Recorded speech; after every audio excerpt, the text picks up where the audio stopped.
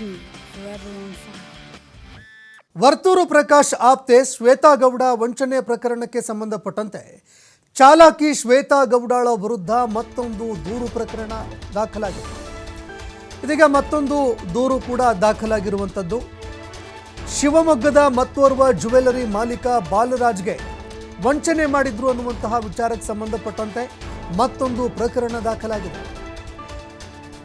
ಇದೇ ಖಯಾಲಿ ಆಗಿತ್ತಾ ಈಕೆದು ಅನ್ನುವಂತಹ ಪ್ರಶ್ನೆ ಕೂಡ ಈಗ ಎದುರಾಗ್ತಾ ಇರುವಂಥದ್ದು.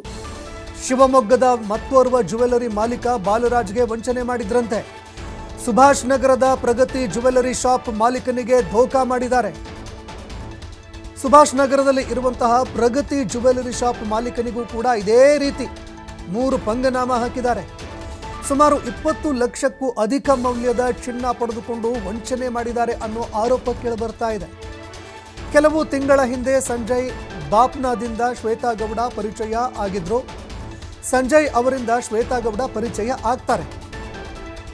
ಸಂಜಯ್ ಜೊತೆ ನಾನು ಕೋಟಿ ವ್ಯವಹಾರ ಮಾಡ್ತೀನಿ, ಅವರ ಜೊತೆಗೆ ನನಗೆ ಕೋಟ್ಯಾಂತರ ರೂಪಾಯಿ ವ್ಯವಹಾರ ಇದೆ, ಬಹಳ ದೊಡ್ಡ ವ್ಯವಹಾರ ಮಾಡ್ತೀನಿ, ನಾನು ಅವರ ಬಳಿ ಆ್ಯಂಟಿಕ್ ಜ್ಯುವೆಲರಿಗಳನ್ನು ಖರೀದಿ ಮಾಡ್ತೀನಿ, ಏನು ತುಂಬ ಕಾಸ್ಟ್ಲಿಯೆಸ್ಟ್ ಜ್ಯುವೆಲರಿ ಯಾವುದು ಇರುತ್ತಲ್ಲ ಅದನ್ನು ಖರೀದಿ ಮಾಡ್ತೀನಿ ಅಂತ ಪುಂಗೋದು, ಸುಳ್ಳು ಹೇಳೋದು, ನಂಬಿಸೋದು, ಇದೇ ಇವರ ಖಯಾಲಿಯಾಗಿತ್ತು. ನೀವು ನನಗೆ 285 ಗ್ರಾಮ್ನ ಆ್ಯಂಟಿಕ್ ಚಿನ್ನ ಮಾಡಿಕೊಡಿ, ಒಂದು ಆ್ಯಂಟಿಕ್ ಪೀಸ್ ಬೇಕು, ಆ ರೀತಿ ಆ್ಯಂಟಿಕ್ ಮಾಡಿಕೊಡಿ ಅಂತ ನಿರಂತರವಾಗಿ ನೈಸ್ ಮಾಡೋದು, ಬೆಣ್ಣೆ ಹಚ್ಚೋದು. ಅದಾದ ಬಳಿಕ ಕಾಫಿ ಡೇಯಲ್ಲಿ ಡೀಲ್ ಕೂಡ ಶ್ವೇತಾ ಗೌಡ ಕುದುರಿಸಿದ್ರು ಅನ್ನುವಂತಹ ಆರೋಪ ಕೇಳಿಬರ್ತಾ ಇದೆ. ಅದಾದ ನಂತರ ನಾಪತ್ತೆಯಾಗಿದ್ದಾರೆ ಅನ್ನುವಂತಹ ಮಾಹಿತಿ ಲಭ್ಯವಾಗಿದೆ. UB ಸಿಟಿಯ ಕಾಫಿ ಡೇನಲ್ಲಿ ಚಿನ್ನ ಡೆಲಿವರಿ ಮಾಡಲಾಗಿತ್ತು. ಬಾಲರಾಜ್ ಅವರು ಕಾಫಿ ಡೇನಲ್ಲಿ ಚಿನ್ನ ಡೆಲಿವರಿ ಕೂಡ ಮಾಡಿದ್ರು. ಚಿನ್ನಾಭರಣ ಪಡೆದುಕೊಂಡು ಮೊದಲು 3 ಚೆಕ್ಗಳನ್ನು ಶ್ವೇತಾ ಗೌಡ ಕೊಡ್ತಾರೆ. ಉಳಿದಿರುವ ಹಣ ಏನಿದೆ ಅದನ್ನು RTGS ಮಾಡ್ತೀನಿ ಅಂತ ಹೇಳಿ ಆರೋಪಿ ಅಲ್ಲಿಂದ ಹೋಗಿದ್ದಾರೆ. ಇನ್ನು ಮನೆಗೆ ಹೋಗ್ತಾ ಇದ್ದಂತೆ ಮೊಬೈಲ್ ಕೂಡ ಸ್ವಿಚ್ ಆಫು. ಅವರನ್ನು ಕಾಂಟ್ಯಾಕ್ಟ್ ಮಾಡಬೇಕು ಅಂದರೆ ಎಲ್ಲೂ ಸಿಗಲೇ ಇಲ್ಲ. ಮೊಬೈಲ್ ಸ್ವಿಚ್ ಆಫ್ ಮಾಡಿ ಶ್ವೇತಾ ಗೌಡ ತಲೆಮರೆಸ್ಕೊಂಡಿದ್ರು. ಇತ್ತ ಶ್ವೇತಾ ನೀಡಿದ್ದಂತಹ ಚೆಕ್ಗಳು ಕೂಡ ಬೌನ್ಸ್ ಆಗುತ್ತೆ ಅನ್ನುವಂತಹ ಮಾಹಿತಿಗಳು ಲಭ್ಯವಾಗುತ್ತೆ. ಅಂದರೆ ಈ ಹಿಂದೆಯೂ ಕೂಡ ಇದೇ ರೀತಿಯಾಗಿ ಬೇರೆಯವರಿಗೆ ಪಂಗನಾಮ ಹಾಕ್ತಾ ಇದ್ರು. ಆ್ಯಂಟಿಕ್ ಪೀಸ್ಗಳು ಬೇಕು, ಇವ್ರ ಮಾತುಗಳು ಕೇಳಿದ್ರೆ ಯಾರಿದ್ರೂ ಕೂಡ ಚಾರೋಖಾನೆ ಚಿತ್ತಾಗಿ ಹೋಗ್ಬಿಡ್ಬೇಕು. ಹೌದು, ಕೋಟಿ ವ್ಯವಹಾರ ಮಾಡ್ತಾರೇನೋ, ಏನೋ ಭಾರಿ ದೊಡ್ಡ ದುಡ್ಡಿರೋರೇ ಇರಬೇಕು ಅಂತ, ದೊಡ್ಡ ಕುಳಾನೇ ಇರಬೇಕು ಅಂತ ಎಂಥವರು ಕೂಡ ಕರಗಿ ಹೋಗಬೇಕು. ಅಂಥ ದೊಡ್ಡ ಬಿಲ್ಡಪ್ಪು, ಅಂಥ ದೊಡ್ಡ ಬಿಟ್ಟಿ ಶೋಕಿಗಳನ್ನು ಹೊಡೆಯೋದು, ಅನೇಕ ಜನರಿಗೆ ಇದೇ ರೀತಿಯಾಗಿ ಪಂಗನಾಮ ಹಾಕ್ಕೊಂಡು ಮೋಸ ಮಾಡ್ಕೊಂಡು ತಿರುಗಾಡೋದು, ಇದೇ ಇವರ ಖಯಾಲಿಯಾಗಿತ್ತಾ ಅಂತ ಒಂದು ಅನುಮಾನ ಕೂಡ ಕಾಡ್ತಾ ಇರುವಂಥದ್ದು. ಈಗ ಮತ್ತೊಂದು ಪ್ರಕರಣ ಕೂಡ ದಾಖಲಾಗಿದೆ. 20 ಲಕ್ಷಕ್ಕೂ ಅಧಿಕ ಮೌಲ್ಯ, ಸಣ್ಣ ದುಡ್ಡ ಇದೆಲ್ಲ, 20 ಲಕ್ಷ ರೂಪಾಯಿದು ಚಿನ್ನ ತೆಗೆದುಕೊಳ್ಳೋದು, ಅದಾದ ನಂತರ ಅವ್ರಿಗೆ ಏಮಾರಿಸೋದು, ಮೋಸ ಮಾಡೋದು ಅಂದರೆ ಈ ವಂಚನೆ ಪ್ರಕರಣದ ಜಾಲ ಇನ್ನೂ ಹೆಚ್ಚಳ ಆಗುವಂತಹ ಸಾಧ್ಯತೆ ಕೂಡ ಇದೆ. ಶ್ವೇತಾ ಗೌಡಳ ವಿರುದ್ಧ ಇದೀಗ ಮತ್ತೊಂದು ಪ್ರಕರಣ ದಾಖಲಾಗ್ತಾ ಇದೆ. ಶಿವಮೊಗ್ಗದ ಜ್ಯುವೆಲರಿ ಮಾಲೀಕ ಬಾಲರಾಜ್ಗೆ ವಂಚನೆ ಮಾಡಿದ್ದಾರೆ ಅನ್ನುವಂತಹ ವಿಚಾರಕ್ಕೆ ಸಂಬಂಧಪಟ್ಟಂತೆ ಈಗ ಮತ್ತೊಂದು ಪ್ರಕರಣ ದಾಖಲಾಗ್ತಾ ಇದೆ. ಸುಭಾಷ್ ನಗರದ ಪ್ರಗತಿ ಜ್ಯುವೆಲರಿ ಶಾಪ್ ಮಾಲೀಕ ಇದೇ ರೀತಿಯಾಗಿ ಮೋಸ ಹೋಗಿದ್ದಾರಂತೆ. ಇದೇ ರೀತಿಯಾಗಿ ಅವರು ಕೂಡ ಮೋಸ ಹೋಗಿದ್ರಂತೆ. ಸುಮಾರು 20 ಲಕ್ಷಕ್ಕೂ ಅಧಿಕ ಮೌಲ್ಯದ ಚಿನ್ನಾಭರಣ ಖರೀದಿ ಮಾಡೋದಾಗಿ ವಂಚನೆ ಮಾಡಿದ್ದಾರೆ ಅನ್ನೋ ಆರೋಪ ಕೇಳಿಬರ್ತಾ ಇದೆ. ಶ್ವೇತಾ ಗೌಡರು ಸುಮಾರು 6 ತಿಂಗಳಿಂದ ನವರತ್ನ ಜ್ಯುವೆಲರಿ ಸಂಜಯ್ ಬಫ್ನಾ ಅವರಿಂದ ಪರಿಚಯ ಆಗಿರ್ತಾರೆ. ಪರಿಚಯ ಆದ ನಂತರ ಒಂದು 15 ದಿವಸ ಬಿಟ್ಟು ನಾನು ಬೆಂಗಳೂರು ಹೋದಾಗ UB ಸಿಟಿ ಹತ್ರ ಇರೋ ಕಾಫಿ ಡೇಗೆ ಬರೋಕ್ಕೆ ಹೇಳ್ತಾರೆ. ಬರೋಕ್ಕೆ ಹೇಳಿದಾಗ ಅಲ್ಲಿ ಭೇಟಿಯಾದಾಗ ನಾನು ಹಳೆ ಆ್ಯಂಟಿಕ್ ಐಟಮ್ನೆಲ್ಲ ಖರೀದಿ ಮಾಡ್ತೀನಿ, ಬಂಗಾರದ ಒಡವೆಗಳನ್ನ ಖರೀದಿ ಮಾಡ್ತೀನಿ ಮತ್ತು ಲೂಸ್ ಡೈಮಂಡ್ ಮತ್ತು ಡೈಮಂಡ್ ಜ್ಯುವೆಲರಿಗಳನ್ನ ಖರೀದಿ ಮಾಡ್ತೀನಿ. ನನಗೆ ಸಂಜಯ್ ಅವರಿಗೆಲ್ಲ ಸುಮಾರು ಕೋಟಿಗಟ್ಟಲೆ ವ್ಯವಹಾರಗಳಿದ್ದಾವೆ ಮತ್ತು ನಾನು VIP ಗಳಿಗೆ ಐಟಮ್ಗಳನ್ನ ಕೊಡ್ತೀನಿ. ಹಾಗಾಗಿ ನನಗೆ ಸ್ವಲ್ಪ ಆರ್ಡ್ರ್ ಇದೆ, ತೊಗೊಳ್ಳಿ ಅಂತ ಹೇಳಿದರು. ನಾನೊಂದು 250 ಗ್ರಾಮ್ ಬಂಗಾರದಷ್ಟು ಆರ್ಡ್ರ್ ಕೊಟ್ಟಿದ್ದವರು ನನಗೆ ಆ್ಯಂಟಿಕ್ ಜ್ಯುವೆಲರಿ ಮಾಡೋದಕ್ಕೆ. ನಂತರ ಅವರು 2-3 ಸತಿ ಫೋನ್ ಮಾಡಿದಾಗ ರಾತ್ರಿ 8:30ಗೆ ಅದೇ UB ಸಿಟಿ ಬಳಿ ಇರೋ ಕಾಫಿ ಡೇಲ್ನಲ್ಲಿ ನಮ್ಮ ತಮ್ಮನ್ನು ಕರೆಸ್ಕೊಂಡು 285 ಗ್ರಾಮ್ ಬಂಗಾರಗಳನ್ನ ತೊಗೊಂಡು ಅದಕ್ಕೆ 20,75,000ಕ್ಕೆ ವ್ಯವಹಾರ ಆಗಿ ನಡೆದಿರುತ್ತದು.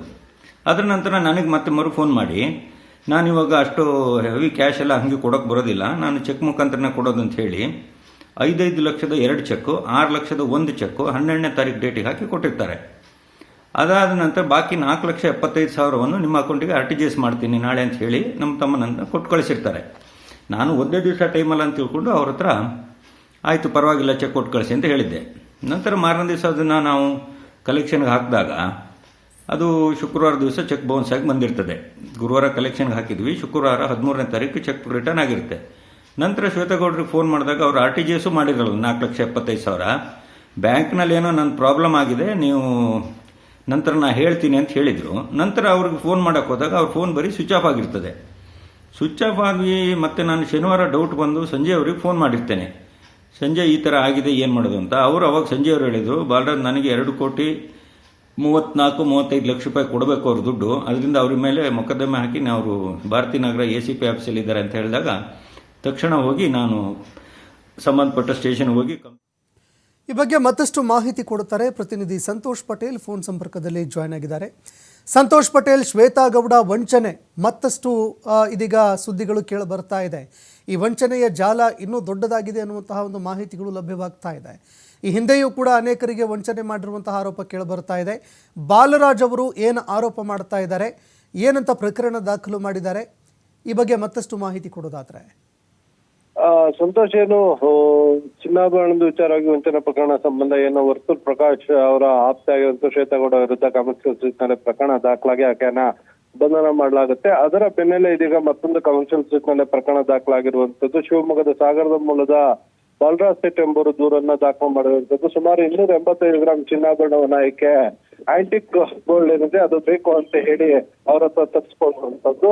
ಸೊ ಆರಂಭದಲ್ಲಿ ಆ ತರದ್ದು ಬೇಕು ಅಂತ ಹೇಳಿ ಮಾತುಕತೆ ಆಗುತ್ತೆ. ಈ ಹಿಂದೆ ಏನು ಪ್ರಕರಣ ದಾಖಲಾಗಿದೆ, ಸಂಜಯ್ ಬಾಕ್ನ ಕಡೆಯಿಂದನೇ ಏನು ಬಾಲರಾಜ್ ಸೇಠ್ರು ಕೂಡ ಈಕೆ ಪರಿಚಯ ಆಗಿರ್ತಾರೆ. ಸೊ ಇದಾದ ನಂತರ ಬೆಂಗಳೂರಿನ UB ಸಿಟಿ ಬಳಿ ಇರುವಂತ ಕಫೆಡೆಯಲ್ಲಿ ಕುತ್ಕೊಂಡು ಮಾತುಕತೆ ಆಗುತ್ತೆ. ಆದ್ರೆ ಸುಮಾರು 285 ಗ್ರಾಂ ಗೋಲ್ಡ್ ಅನ್ನ ತಯಾರಿ ಮಾಡ್ಲಿಕ್ಕೆ ಆರ್ಡರ್ ಕೊಟ್ಟಳು ಮತ್ತೆ ಇವರ ಸಂಪರ್ಕಕ್ಕೆ ಬರೋದಿಲ್ಲ. ಆದ್ರೆ ತಯಾರು ಮಾಡಿದಂತಹ ಗೋಲ್ಡ್ ಆಗಿರುತ್ತೆ, ಅದನ್ನ ಮತ್ತೊಬ್ಬರಿಗೆ ಮಾರ್ಲಿಕ್ಕೆ ಅಂತ ಹೇಳಿ ಬಾಲರಾಜ್ ಸೇಠ್ ತನ್ನ ಸಹೋದರನ ಬೆಂಗಳೂರಿಗೆ ಕಳಿಸಿರ್ತಾರೆ. ಸೊ ಅವರು ಗ್ರಾಹಕರು ಸಿಕ್ಕಿರುವಂತ ಸಂದರ್ಭದಲ್ಲಿ ಈಕೆಗೂ ಕೂಡ ಫೋಟೋಗಳನ್ನ ಬಾಲರಾಜ್ ಸೇಠ್ ಕಳಿಸ್ತಾರೆ. ಆ ಸಂದರ್ಭದಲ್ಲಿ ಈ ಎಲ್ಲಾ ಗೋಲ್ಡ್ಗಳು ನನಗೆ ಬೇಕು, ತಕ್ಷಣ ಕೊಡಿ, ನಾನು ಬರ್ತೀನಿ ಅಂತ ಹೇಳಿ ಈಕೆ ತೆಗೆದುಕೊಳ್ಳುವಂಥದ್ದು. ತೆಗೆದುಕೊಂಡ ನಂತರ ಸುಮಾರು 3 ಚೆಕ್ಗಳನ್ನು ಕೊಡ್ತಾಳೆ ಪೇಮೆಂಟ್ಗಳಿಗೆ. 2 ಲಕ್ಷದ 2 ಚೆಕ್ಗಳು, 6 ಲಕ್ಷದ 1 ಮತ್ತೆ ಉಳಿದ 4,75,000 ಏನಿರುತ್ತೆ ಇದನ್ನ ನಾನು RTGS ಅನ್ನ ಮಾಡ್ತೀನಿ ಅಂತ ಆಕೆ ಹೇಳಿರ್ತಾಳೆ. ಆದ್ರೆ ಯಾವುದೇ ಹಣವನ್ನು ಕೊಡೋದಿಲ್ಲ.